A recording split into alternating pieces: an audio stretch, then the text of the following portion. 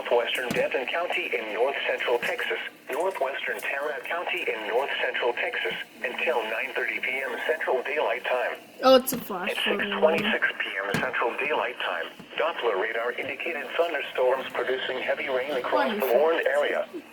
Up to 2 inches of rain have already fallen, lead to excessive water runoff and cause flash flooding. Low-lying areas are most vulnerable to rapidly rising water. Some low-water crossings may flood and become impassable.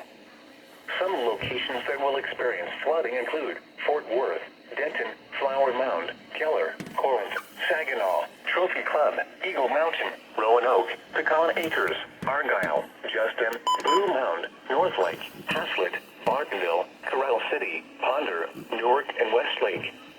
Additional rainfall amounts of 1 to 2 inches are possible in the warned area.